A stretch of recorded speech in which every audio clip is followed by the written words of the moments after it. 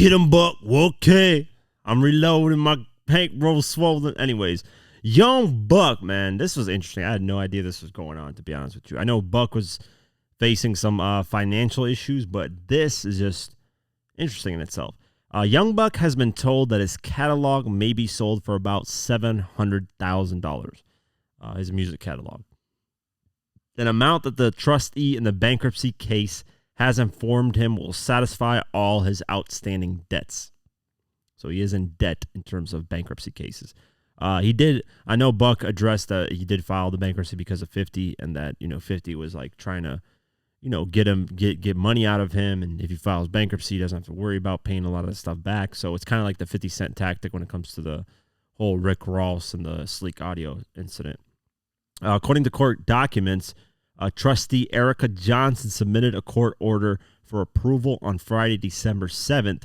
In her order, Johnson proposed that the entirety of Buck's catalog, including his ASCAP catalog and his Universal catalog, be sold to a buyer for a total of $730,000.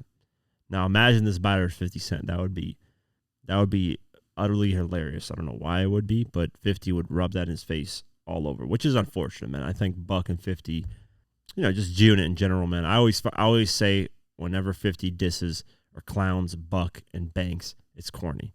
And I will forever stand by that. If 50 was here, I would say that I think it's a corny move to do.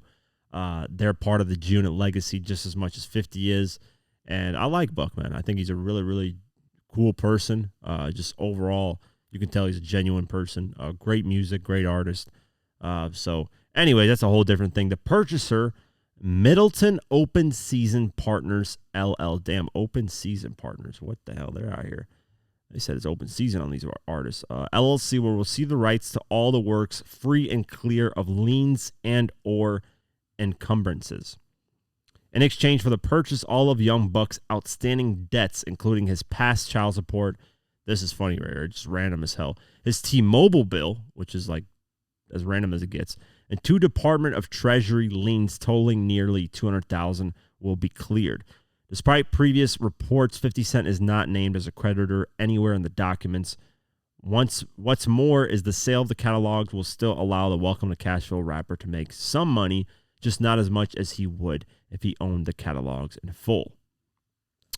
Pursuant to the UMPG agreement, the debtor is entitled to receive royalty payments from UMPG, which is Universal Music Publishing Group, relating to compositions that were written or co-written by the debtor and delivered to UMPG. Young Buck's attorney will have until December 28th to file a timely response to the matter and to raise any objections they have to the proposed sale of the catalogs. If his attorneys do indeed file a response, a hearing to determine the matter will be held on January 9, 2024 at 9:30 a.m. It could, however, take weeks thereafter for the sale to be approved by the judge and for Buck's bankruptcy to be discharged. Once he stopped me from, so basically, Buck blamed bankruptcy on 50. He said, once he stopped me from being able to make money, I filed another bankruptcy. They stopped me from being able to cease and desist in regards to me being able to, I included what he claimed that I owed him in bankruptcy to be able to say, well, hey, if you're owed this and present whatever receipts and present whatever receipts or whatever, you'll be paid this type of situation.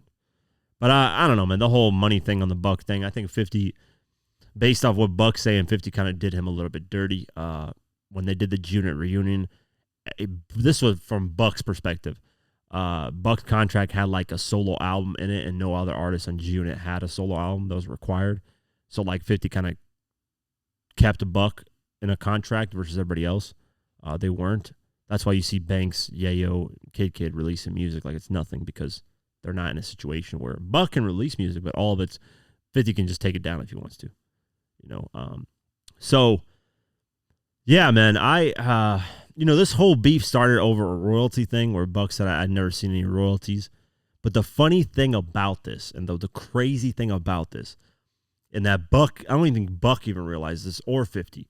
Buck mentioned not getting a royalty check back in the Hate It or Love It remix on the Massacre album. He says something like, and I ain't seen a royalty check. He says something like that. I'm rich and I ain't seen a royalty check. That's what the bars or something like that. Let me actually find the bar for bar Hate It or Love It remix. And he said that back in 2005. And it's like, now that he said it like years later, like I guess in an interview, it's more prominent versus a song because you're not really listening to the lyrics like that. But he mentioned not receiving royalty checks a while ago. That's really how this whole beef started. He said a 7-figure, you know what? He ain't seen a royalty. Who ain't seen a royalty check? So, yeah, you guys can listen to the song. That's a question I want to ask Buck. And that's a question I want to ask 50. You know, because if 50 says if that's where the beef started, which Buck says that's where it started, 50, I don't really know. I think 50's take on it is it started basically with Buck kind of just spending money and not listening and just doing reckless things. But it could be from that situation too. I don't know. Everybody has their own perspective of when something started. If you ask 50, it's a whole different perspective. Buck's a whole different perspective. But if it is about the royalty check thing, Buck said this back in 2005, before 2007 or 8 when the interview was done. So it's a corny beef in general, man. I think Buck's moved on from it. 50's still petty as can be, which, like I said, I disagree with. I think it's corny. I think 50 should doesn't have to do a unit reunion, doesn't have to help Banks or Buck, doesn't have to ever do a song with them, but just don't bash him, man. Especially Banks. Out of everybody, besides Yayo, of course, Banks has never publicly disrespected 50 in any way, shape, or form. There's nothing online that you can see or read or hear of him disrespecting 50. With Yayo, there was like one thing where there's that comment where he said 50 just ain't fucking with us. Because like some fan asked, what's going on with 50 and G Unit? You guys aren't around 50 anymore, because he asked about Banks and Yayo. This is before Animal Ambition dropped. This is like late 2013. And Yayo was like, yeah, man, 50 just ain't fucking with us. And that's like the only, that's not even a negative thing towards 50. That's like the only thing that 50 didn't like. Like, it was like, Yayo, what are you talking about, blah, blah, blah. That's it. That's all Yayo ever said. So Yayo hasn't been disrespectful. Banks has never been disrespectful. So I don't know why Banks catches these strays for no reason. There has to be something behind the scenes that's causing 50 to do that. Or 50 just being petty and just doing 50 Cent things, because sometimes he can't be like that. But like I said, I think it's corny in itself. I think clowning people who helped your legacy. Now, I'm not saying, Buck and Banks, if it wasn't for them, 50 wouldn't be anywhere, but it did make G-Unit more legendary. It did, just make G-Unit as a brand a lot cooler at the time, because if it was just 50 pushing G-Unit, I mean, G-Unit, if it was just 50 Yayo pushing G-Unit, trust me, G-Unit would not be what it was. It would not be what it was. No disrespect to Yayo, but Yayo is not the artist of a tier of a Banks and Buck.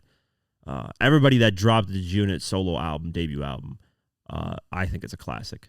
And I don't use the word classic lightly. I literally think every G-Unit solo album, you could argue Yayo's, but even Yayo's is fucking amazing. Like that span of 2003 to 2005, just everything G-Unit, anything under the label G-Unit was completely fired. They didn't miss a single shot of songs. Everything was fired. Everything was firing on cylinder. Everything perfect. So anyways, that's a whole different discussion. But I hope Buck resolved this, sells whatever a catalog, so he can get out of this and start releasing his own music, doing his own thing, be out of the bankruptcy thing, and kind of reestablish his life. And because it looks like he has $200,000 he has to pay some child support, T-Mobile bill, so he'll still walk away with some money from that. He'll probably have a couple, maybe $100,000, $200,000. So he'll figure it out. Buck is a great artist, and when he drops music, he's been working with DJ Paul. I think he's going to drop an album after all this. Hopefully he doesn't get locked up, because he's facing a gun charge. I talked to his manager. The gun charge thing got pushed back to like February, I think, or January. So if the gun charge thing goes through, his manager said he could be facing like 10 years. So hopefully the gun charge thing, he doesn't get sentenced. Or if he does get sentenced, it's very short, like 6 months to maybe a year, even though that's bad in itself. Just anybody serving prison time sucks, but Buck's grown, man. He's got to learn from these type of situations, man. And if I was interviewing Buck, I would say that. I would think, like, after a while, I'd ask him, don't you think you wouldn't get yourself involved in these type of situations, because you're just going to be cycling into worse and worse things as time goes on. But yeah, we'll keep our eye on this.